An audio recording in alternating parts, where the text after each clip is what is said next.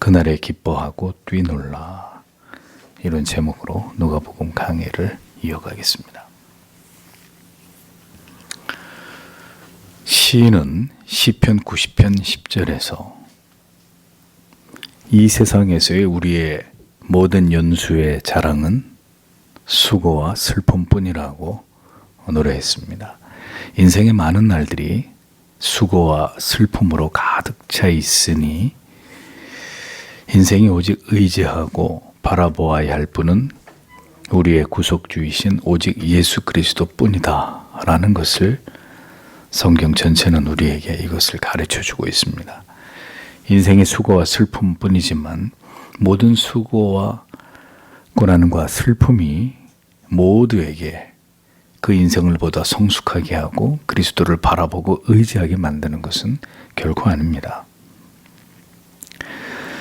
어떤 사람들은 고난과 슬픔과 괴로움과 고통을 당할수록 그 영혼이 하나님과 멀어지고 더 강팍해지는 사람들도 분명히 있지 않습니까? 그러니까 모두에게 수고와 슬픔과 괴로움과 고통으로 점철된 인생이 그들에게 큰 깨달음과 진리를 얻게 하는 것은 아니고 오직 하나님의 사람들에게만이 그들의 인생 속에서 겪게 되는 이런 모든 고초들이 시련과 때로는 핍박과 때로는 좌절과 절망들이 하나님과의 관계 속에서 그들을 더욱 돈독하게 사랑의 끈으로 하나님과 메어주고 이어주는 그런 요소가 된다는 것입니다. 보편적인 사람들은 괴로움과 고통을 싫어합니다. 누구인들 자기의 인생이 슬픔과 시련으로 넘쳐나기를 바라는 사람이 어디 있겠습니까? 모두가 평화로운 삶, 여유롭고 안락한 삶을 원할 것입니다. 그러나 다시 말씀드리지만 하나님의 섭리와 뜻 안에서 바라본 하나님의 자녀된 삶은 결국 그것만이 전부가 아니란 말입니다. 우리가 만약 태어나서 죽을 때까지 결국 하나님의 뜻을 완벽하게 다 알아서 하나님의 뜻을 어기지 않거나 죄를 전혀 범하지 않는다면 아마도 율법이 약속한 대로 우리의 삶이 그렇게 행복하고 풍요롭고 평화로운 삶이 될 수 있을지 모릅니다. 그러나 그것이 가능한가요? 전적으로 타락하고 부패하고 무능한 이런 본성을 가진 인간은 하나님의 주권적인 역사와 섭리로 인해서 예수 그리스도를 구주로 구원의 은총을 받은 하나님의 자녀가 되었다 하더라도 그로 인해서 우리 자신이 하루아침에 선하고 완전하고 하나님의 뜻을 100% 깨닫고 절대적인 순종을 할 수 있는 이런 사람이 되어지는 것은 결코 아니라는 것입니다. 그러므로 이제 인생의 남은 모든 여정 속에서 우리는 점점 더 하나님의 진리의 말씀에 귀를 기울이고 그 진리의 말씀이 우리에게 깊고 심오한 깨달음을 줄 때마다 우리의 모든 죄성과 연약과 허물들이 깨어지고 벗겨져 나가면서 점점 더 성화의 삶을 살아가게 되는 이런 과제가 우리에게 주어지게 된다는 것입니다. 이 과정 속에서 우리가 우리 자신을 버리고 온전히 하나님을 더 신뢰하며 소망하도록 우리의 신앙이 견고해질 수 있도록 하나님께서는 우리의 삶에 크고 작은 고난과 연단을 통해서 우리를 계속해서 단련하시고 우리의 믿음을 성장시켜 나아가신다는 겁니다. 넘치는 은혜와 사랑을 체험하게 하심으로 우리를 더 성숙한 그리스도의 사람 되게 하시는 것이죠.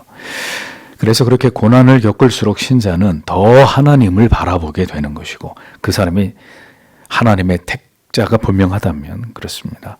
고난을 겪을수록 더 하나님을 간절히 바라보게 되고 그 고난과 연단 속에서 경험하게 되는 하나님의 놀라운 사랑과 은혜, 그분의 속성, 성품 이런 것들이 성도의 영혼의 모든 세포에 각인되면서 더 하나님을 뜨겁게 사랑하고 경외하게 만드는 그런 이유가 되어가는 것입니다. 처음에는 머리로만 믿던 신자, 그냥 모태 신앙으로서 별 체험 없이 감동 없이 십자가에 어떤 경험 없이 그렇게 예수를 믿던 사람들이 형식적으로 종교 생활을 하던 사람들이 때가 돼서 하나님의 은혜에 사로잡히고 붙들리고 인격적으로 주님을 경험하게 되면 이제 비로소 그리스도의 사람으로 변화되어가는 이런 큰 은혜를 체험하게 되는 거죠. 그래서 점점 더 그리스도인으로 변화되어가는 이런 은혜를 누리게 되는 것입니다. 그렇게 그리스도인들은 만사 형통이 아니라 고난과 실패와 좌절과 넘어지고 부서지고 파괴되는 이런 경험을 통해서 영원한 것의 가치, 우리가 진정으로 우리의 마음을 고정하고 살아가야 하는 영원하신 하나님과 하나님의 나라에 눈을 뜨고 깊이 이제 그곳을 열망하게 되는 삶을 살아가게 되는 것입니다. 그것이 신앙입니다. 거기까지 계속해서 진행되어 가야 되는 거예요. 우리의 믿음이, 우리의 삶이. 하나님께서는 그렇게 택하신 자기 백성들의 삶을 섭리하시고 지도해 나아가십니다. 진리의 말씀을 통해서, 그 말씀과 죄인의 부딪힘을 통해서, 인격적인 만남을 통해서 하나님의 백성들을 고치시고 다듬으시고 진정한 하나님의 사람으로, 순종의 사람으로 만들어 가시는 것입니다. 그렇게 주께서 인도하시는 성도의 삶은 주께서 제자들에게 말씀하신 바 바로 그와 같은 삶을 이제 이 땅에서 살아내게 되는 것이라는 거죠. 모든 것을 누리고 맛보고 즐거워함으로 본질을 잃어버린 채로 이 땅에서 영원히 살 것처럼 살아가는 그런 삶이 아니라 때때로 중요한 것을 잃어버리고 우리의 계획과 뜻대로 되지 않고, 그래서 실패와 좌절과 혹은 육체의 질병과 어떤 정신적인 엄청난 갈등을 통해서 우리에게 더 영원한 가치들을 바라보고 그것에 우리의 시선이 고정되게 하시고, 거기서 더 나아가서는 이제 신앙 때문에, 우리가 믿는 이 신앙의 고백 때문에, 진리의 가치 때문에 이제 세상을 상대로 저항하고 우리의 믿음을 지키기 위한 대가를 지불하는 삶까지 우리로 하여금 하나님께서 감당하게 하시는 그런 삶으로 자기 백성들을 이끌고 가신단 말입니다. 진리가 우리의 영혼에 깊이 스며들고 우리의 정신의 뿌리에 영향을 미칠수록 우리는 그 진리를 허물려 하고 부정하려는 세상과 결코 하나가 될 수 없다는 것을 깨닫게 됩니다. 그래서 예수를 잘 믿고 성실하게 믿고 믿음이 깊어질수록 세상에서 잘 살아야지 하는 생각은 사라질 수밖에 없어요. 왜? 그게 불가능하기 때문에. 세상이 우리를 환영해주는 무대가 아니기 때문에. 세상이 우리에게 갈채를 보내는 집단이 아니기 때문에. 그래서 어느 순간 더 이상 세상과의 조우와 공존을 포기하게 되는 것이고, 결국 이 땅에 존재하는 하나님의 사람들을 향하신 그 하나님의 뜻을 부여잡고 이 세상을 견뎌내야 하는, 이 세상을 뚫고 나아가면서 세상을 견뎌내야 하는 사명을 그리스도인은 이 가슴에 담게 되는 것입니다. 성도 여러분, 여러분들이 가정에 있든 직장에 있든 학교에 있든 어디에 있든 여러분들이 뜻을 세워서 하나님을 믿으려고 해보십시오. 예? 왜 고난이 없겠습니까? 왜 핍박이 없겠습니까? 왜 불이익과 우리가 당해야 될 고통이 없겠습니까? 그것들을 다 피해서 살아가기 때문에 그런 일들이 없는 거죠. 그래서 신자는 하나님을 뜨겁게 사랑하고 진리의 체계가 한 사람의 영혼을 깊이 지배하면 지배할수록 세상에서의 나의 삶은 이제 나그네와 같은 삶이로구나. 정처 없는 삶이 될 수밖에 없겠구나. 믿음을 지키면서 살아가노라면 외톨이가 될 수밖에 없고, 모든 것들을 그리스도께서 나의 죄를 위해 감당하신 그 길을 나도 따라갈 수밖에 없게 되겠구나. 필연적으로 그러한 삶을 이 세상에서는 살 수밖에 없는 것이로구나. 그러니까 누가 여러분들에게 가르쳐줘서가 아니라 여러분들이 계속해서 진리를 흡수하고 하나님의 생명의 말씀을 깨달으면 깨달을수록 점점 우리의 마음이 그렇게 바뀌는 거예요. 저절로. 그게 성도의 가치 있는 이 땅에서의 삶인 것을 깨달아가는 거죠. 문제는 그렇게 분명하게 세상과 우리가 결별하고 세상으로부터 우리가 돌아섰다는 것을 세상이 아는 순간, 세상은 이제 더 이상 우리를 감싸주거나 우리를 지탱해 주지 않고 이제껏 아무런 대가 없이 이 세상에서 살아가던 우리의 삶에 대해서 이제 처절하게 괴로움과 고통과 핍박과 멸시로 그리스도의 사람들에게 복수를 하기 시작한다는 것입니다. 여러분들이 세상과 하나님 사이에 양다리를 걸치고 이렇게 살아가는 한 어려움은 없어요. 고난은 없어요. 그런데 여러분들이 여러분들의 정체를 분명히 하고 그리스도 편에 분명하게 서는 순간 세상이 우리를 적으로 간주하게 되면 그때부터 세상은 그 사악한 정체를 드러내게 되어 있습니다. 그래서 온전히 하나님 편에 선 성도, 온전히 진리의 편에 선 교회는 세상 편에 볼 때는 사라져 없어져 버려야 될 대상으로 간주되는 거예요. 죽여야 되는 거예요. 소멸시켜 버려야 되는 거예요. 세상을 버린 그 대가를 하나님께로 완전히 돌아선 자들에게 처절하게 갚아주기 시작하는 것입니다. 그러니까 그렇게 되기 전까지는 세상은 양다리를 거친 그리스도인들에게 상당히 호의를 베풀어줘요. 왜? 세상으로 더 오게 만들려고. 하나님께로 완전히 가지 못하고 적당히 양다리를 걸치고 살아가도록 세상이 놔주지 않고 온갖 좋은 것들을 계속해서 우리의 손에 쥐어주면서 좀 더 머물러 있어. 양다리를 걸치고 그렇게 사는 거야. 다 그렇게 믿는 거야. 그렇게 너무 애쓸 필요 없어. 어차피 인생이 한 번인데. 세상은 끊임없이 마술을 뻗쳐서 우리를 놔주지 않는단 말이에요. 온갖 좋은 것들을 우리 눈앞에 들이밀면서 세상을 완전히 등지고 그리스도를 향하도록 그렇게 호락호락 우리를 놔주지 않는다고요. 그런데 정말 우리가 그리스도의 제자가 되기로 마음을 먹고 또 하나님이 그와 같은 은혜를 주셔서 이제 세상과 구별된 삶으로 진입하게 만드신다면 그래서 이제 처절하게 세상으로부터 우리가 이런 온갖 고통을 시련과 핍박을 당하게 되는 그런 삶이 시작되는 것입니다. 그렇게 이제 더 이상 우리가 세상에 속한 자가 아닌 그리스도의 사람으로 그분의 제자로서의 삶으로 전환했을 때 그들 앞에 놓여 있는 삶을 그래서 주님께서 제자들에게 숨김없이 말씀하셨어요. 뭐라고요? 지난주에 너희에게 복이 있도다. 그게 하나님 예수님이 보실 땐 복이 너희가 진정으로 복이 있는 자다. 그 삶을 가리켜서 주님이 너희가 복을 받은 자다. 너희가 정말 이 세상에서 복된 자다. 이렇게 말씀해 주시는 거예요.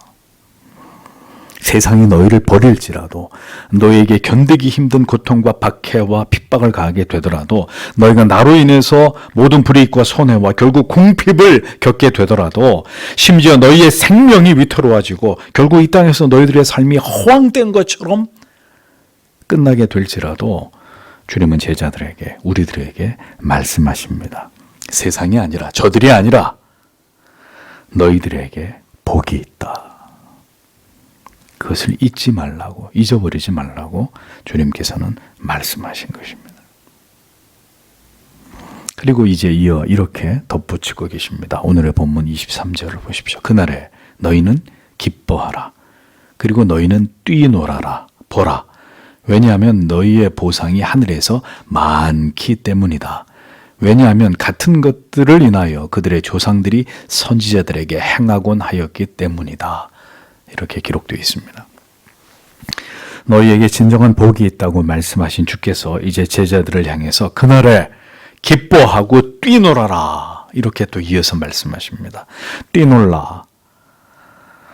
스키르테사테.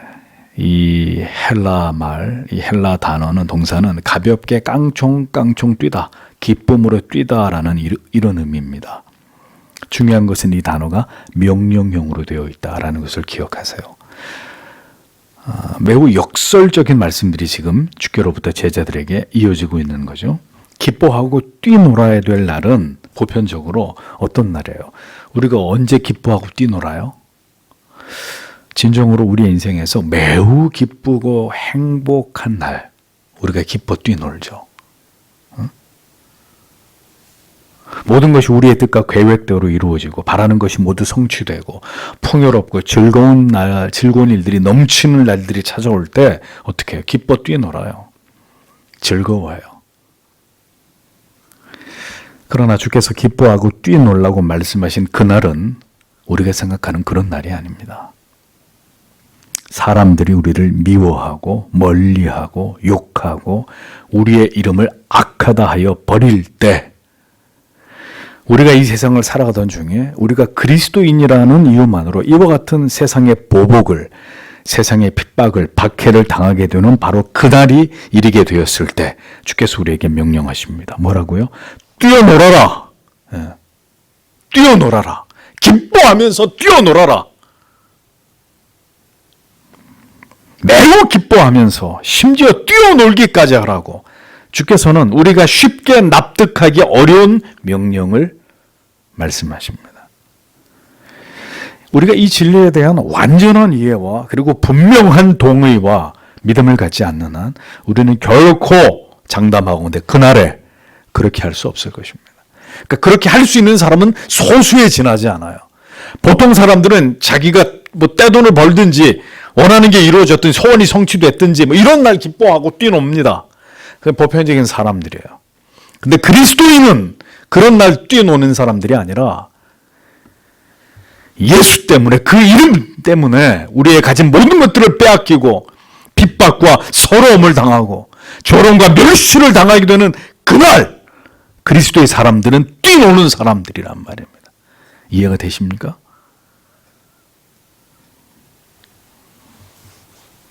이 진리의 말씀은 진정으로 그가 주님의 이 말씀을 믿는 자인지 그렇지 않은 자인지를 알 수 있는 선명한 시금석이 될 것입니다. 주를 믿는 믿음 때문에, 그 이름 때문에 우리가 결국 세상으로부터 박해와 핍박을 받게 되는 날이 임하게 될 때 우리는 두려워하고 염려하고 괴로워하고 근심하는 사람들이 아니라 마침내 우리가 그토록 바라던 날이 우리에게 임했다는 것을 알게 되었듯이 그렇게 그날에 기뻐하고 뛰어놀라고 주님께서 말씀하십니다. 드디어 그날이 왔구나. 그토록 기다리던 그날이 드디어 우리에게 왔구나. 이렇게 생각하면서 기뻐하고 뛰어놀아야 된다. 지금 주님이 장난하시는 거 아니잖아요. 그냥 해보는 말씀 아니잖아요, 이거. 그러니까 이토록 주의 말씀이 역설적이고 다소 과장된 듯한 이렇게 표현된 이유가 무엇일까요? 주님이 지금 농담하시는 거 아니잖아요. 너무도 분명하게 그러한 날들이 우리에게 찾아왔다면 우리가 누구인지 매우 뚜렷하게 그날 우리의 정체가 드러나게 되기 때문에 우리는 기뻐하고 뛰놀아야 된다. 이것이 주님이 강조하시는 말씀이에요. 그런 날들이 예수 때문에 우리에게 찾아왔다면 우리는 너무도 명백하게 하늘의 상을 받게 되는 우리가 하나님의 자녀들이다. 그리스도의 제자들이 분명하다라는 증거를 우리가 비로소 얻게 된 거죠. 우리의 존재가 증명되는 순간이란 말입니다. 내가 누구인지가 백일천하에 드러나는 순간이에요. 세상으로부터 그 어떤 박해도 비난도 욕도 먹을 이유가 없는 자들은 그리스도인이 아닙니다. 그리스도인이 아니에요. 성경에 그런 그리스도인이 어디 나옵니까? 세상과 어떤 충돌과 갈등도 빚지 않는 교회는 그리스도의 온전한 교회가 아닙니다. 인간들의 교회지, 사람들의 교회지, 사람들을 위한 곳이지 그리스도의 교회는 아니에요. 그리스도를, 하나님을 영화롭게 하고자 하는 성도와 교회는 반드시 세상으로부터 경멸과 조롱과 멸시를 당하게 되어 있고, 그러하기에 주께서는 그날이 마침내 이르게 되면 이 모든 일들을 겪는 우리들이 명백하게 하나님의 자녀들이며 이러한 모든 일들을 하나님께서 모두 지켜보고 계시고 그로 인해서 우리가 영원한 하나님의 나라에 입성하게 되었을 때 영광스러운 상이 우리를 위해 예비되어 있음을 알라고 주님께서는 말씀하고 계시는 것입니다. 그리고 이어 말씀하시기를 너희만 이 세상에서 이 같은 날들을 경험한 것이 아니라고 우리를 위로하고 격려하고 계십니다. 과거의 너희의 조상들도, 과거의 너희 유대인들도 하나님의 선지자들을 똑같이 그렇게 했다는 거예요. 그러니까 과거에 대해 세상의 악인들이 하나님의 사람들에게, 신자들에게 이와 같이 박해와 핍박을 가해 왔다는 거예요. 그러니까 너희들 시대에만 겪는 특별한 게 아니라 모든 하나님의 사람들, 그리스도의 이름의 그 의미를 아는 자들은 별다를 게 없이 다 그런 삶을 살아왔다는 거예요. 예. 우리만 이 시대에 그런 핍박과 고난을 겪는 것이 아니라 이미 과거에 하나님의 사람들도 다 한결같이 그 길을 다 걸어갔다 이거예요. 그러니 우리가 그 일을 겪게 됐을 때, 우리도 이제 그들이 걸어갔던 영광스러운 길을 비로소 걷게 되는 것이로구나, 이렇게 여기라는 거죠. 당연한 일이라는 거예요. 당연한 일. 이상한 일이 아니라는 거예요. 이상한 건 교회가 세상하고 굉장히 사이가 좋은 게 이상한 거예요. 세상 사람들이 우리를 굉장히 좋아하는 게 이상한 거예요. 아니면 우리가 세상을 좋아하든지, 우리가 악인들을 좋아하든지, 성도가 악을 쫓아가든지, 이게 이상한 거지.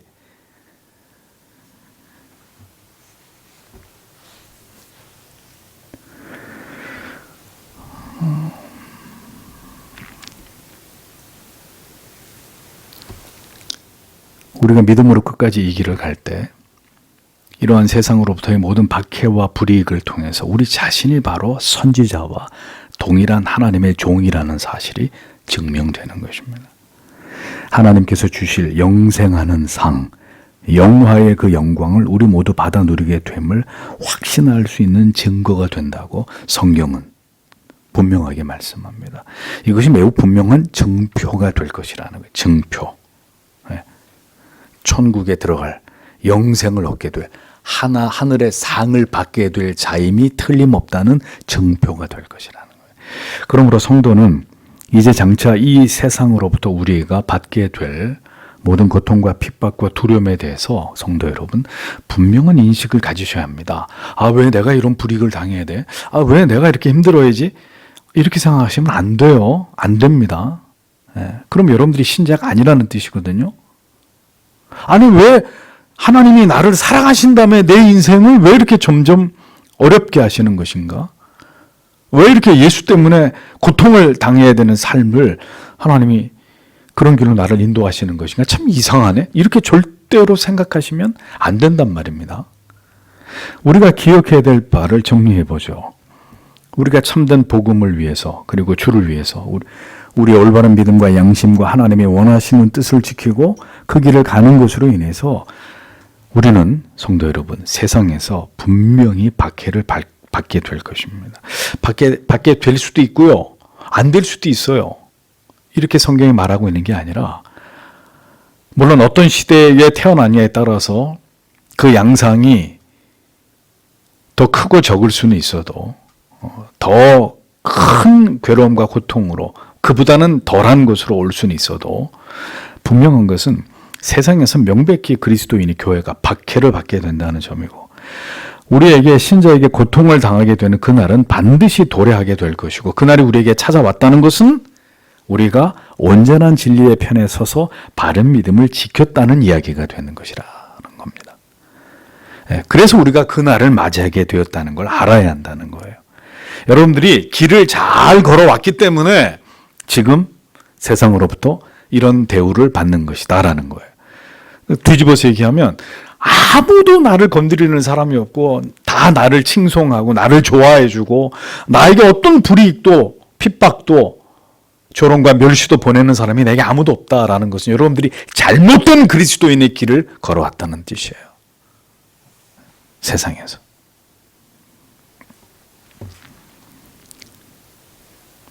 그것은 우리가 이 땅에 속한 자들이 아니라는 것이 증명되었기 때문입니다. 그것은 우리만 걸어가게 된 낯선 길이 아니라 역사 속에서, 시대 속에서 모든 경건하고 주를 사랑했던 하나님의 사람들이 모두 지나가야만 했던 참된 믿음의 길이었기 때문이라는 거예요. 우리가 고난을 받게 되었다는 것은. 우리의 모든 신앙의 여정이, 그 모든 지나온 뒤안 길이 결국 그릇된 길이 아니었음이 증명되는 길이므로 우리는 당당히 그 날들을 어떤 날이요? 예수 때문에 핍박과 괴로움과 고통을 당해야 되는 그 날들을 기쁨으로 맞이해야 된다고 성경이 그리스도께서 제자들에게 가르치셨다는 것을 오늘 성경이 분명히 기록해 놓고 있습니다. 그러므로 우리는 이 밤에도 무엇을 기도해야 할까요? 주님께서 우리들의 영혼 가운데 이 진리를 각인해 주시기를 기도해야 합니다. 다른 생각하지 마세요. 다른 길은 우리가 갈 수 있는 길이, 우리가 가야 하는 길이 아니에요.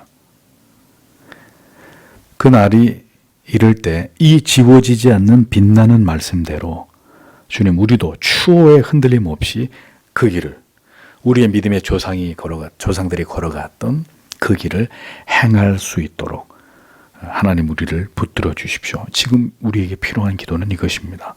그럼 뭘 기도하실 건데요? 절대로 그런 날들이 오지 않게 해주십시오, 하나님. 이렇게 기도하실 거예요? 아니라니까요. 성경은 분명히 그런 날이 온다고 말씀했단 말이에요. 그러니까 둘 중에 하나예요. 여러분들이 계속 이 길을 가면서 그리스도께 사로잡혀서 이 승리의 길을, 영광스러운 길을 가시든지 여기서 그만 하차하시든지 여기서 그만 내리시든가.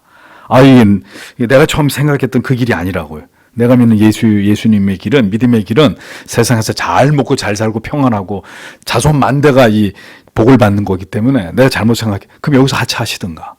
여기서 내리세요, 그만. 더 이상 가면 위험해져요.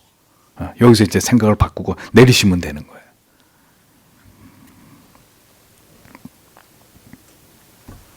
우리로 하여금 그렇게 기뻐하고 뛰놀고 그렇게 그날을 맞이할 수 있는 믿음과 소망과 확신을, 영혼의 담대함을 주시기를 성도 여러분 지금 기도하셔야 된다고요. 지금. 아직 그런 날들이 본격적으로 우리 눈앞에 찾아오지 않은 지금, 이 모든 시간에 이 설교를 듣는 성도 여러분, 어디서 뭘 하고 계세요? 이 중요한 때에 주님을 찾지 않고 나와 하나님 앞에 눈물로 기도하지 않고 이 금요일 저녁에 어디서 뭘 하고 계시냔 말이죠. 지체들을 권면하십시오. 성도 여러분, 가족들을 권면하십시오. 지금은 이 믿음이 필요한 때이고 이 같은 진리의 가르침에 깊이 우리의 마음을 두어야 할 때라는 것을 잊어버리지 마십시오. 여러분들이 목사를 잘 만나셨는지 잘못 만나셨는지는 나중에 하나님 앞에 가보면 알겠지만 제가 언제까지 이렇게 이 분명한, 이 명백한 진리를 여러분들에게 이 자리에서 외칠 수 있을지는 모르겠습니다. 하지만 오늘도 여러분들에게 말씀드립니다. 우리에게 시간이 그렇게 많지 않아요. 지금은 이 믿음이 필요한 때입니다.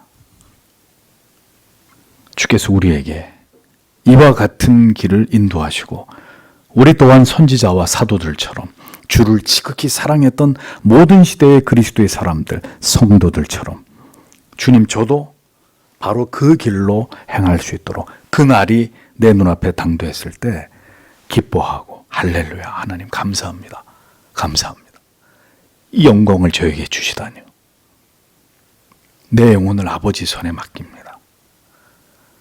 잠시의 고난과 핍박과 괴로움이 내 육체를 핥히고 지나갈 수 있어도 영혼이 빛나는 곳에서 주와 함께 영생을 누리게 될 내 영혼만큼은 누구도 털끝만큼도 건드릴 수 없음을 주님, 저는 믿습니다.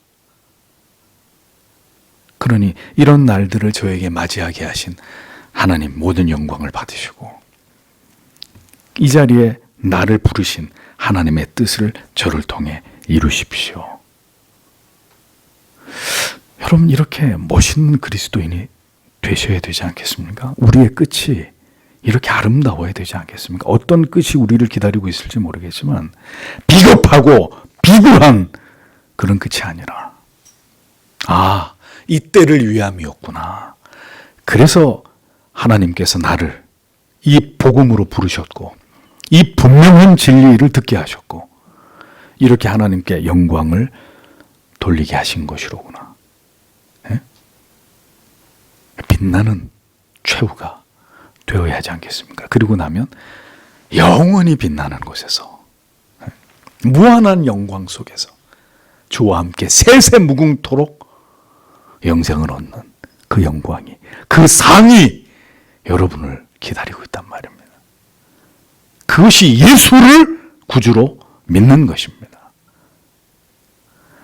오늘도 성도 여러분, 이 위대한 진리의 말씀을 붙들고 주님, 저에게 이 믿음을 주시고 저도 그 대열에서 주의 이름을 높이는 자로 그렇게 살다가 주의 품에 안길 수 있는 하나님의 사람 되게 해 주시옵소서. 이 밤에도 이렇게 기도하시고 돌아가시는 여러분들이 되시길 바랍니다. 기도하겠습니다.